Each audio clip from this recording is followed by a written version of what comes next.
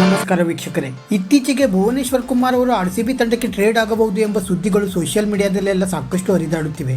ಹಾಗಾದರೆ ನಿಜವಾಗಿಯೂ ಭುವನೇಶ್ವರ್ ಕುಮಾರ್ ಆರ್ಸಿಬಿ ತಂಡಕ್ಕೆ ಟ್ರೇಡ್ ಆಗಲಿದ್ದಾರಾ? ಇದರ ಬಗ್ಗೆ ತಿಳಿದುಕೊಳ್ಳುವ ಪ್ರಯತ್ನವನ್ನು ಈ ವಿಡಿಯೋದಲ್ಲಿ ಮಾಡೋಣ.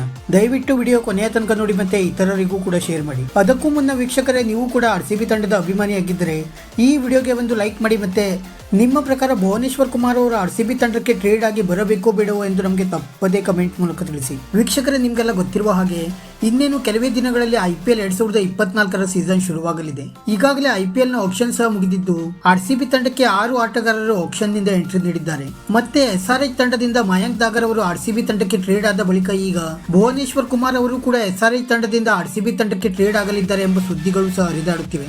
ಆದರೆ ಈ ಸುದ್ದಿಗೆ ಯಾವುದೇ ಅಫಿಷಿಯಲ್ ಮೂಲಗಳಿಂದಲೂ ಕೂಡ ಮಾಹಿತಿಗಳು ಹೊರಬಂದಿಲ್ಲ. ಮತ್ತೆ ಸದ್ಯದ ಮಟ್ಟಿಗೆ ಆರ್ಸಿಬಿ ತಂಡದ 25 ಆಟಗಾರರ ಸ್ಕ್ವಾಡ್ ಫುಲ್ ಆಗಿರುವುದರಿಂದ ಈ ರೀತಿ ಟ್ರೇಡ್ ಆಗುವ ಸಾಧ್ಯತೆ ತುಂಬಾ ಕಡಿಮೆ ಅಂತಾನೆ ಹೇಳಬಹುದಾಗಿದೆ. ಆದ್ದರಿಂದ ಭುವನೇಶ್ವರ್ ಕುಮಾರ್ ಅವರು ಆರ್ಸಿಬಿ ತಂಡಕ್ಕೆ ಟ್ರೇಡ್ ಆಗಲಿದ್ದಾರೆ ಎಂಬ ಸುದ್ದಿ ಬಹುತೇಕ ಸುಳ್ಳಾಗುವ ಸಾಧ್ಯತೆ ಇದೆ. ವೀಕ್ಷಕರೇ, ಈ ಸುದ್ದಿಯ ಬಗ್ಗೆ ನಿಮ್ಮ ಅಭಿಪ್ರಾಯವನ್ನು ನಮಗೆ ತಪ್ಪದೇ ಕಮೆಂಟ್ ಮೂಲಕ ತಿಳಿಸಿ. ವಿಡಿಯೋ ಇಷ್ಟ ಆಗಿದ್ದರೆ ಲೈಕ್ ಮಾಡಿ ಮತ್ತೆ ಚಾನೆಲ್ ಅನ್ನು ಸಬ್ಸ್ಕ್ರೈಬ್ ಮಾಡಲು ಮರೆಯಬೇಡಿ.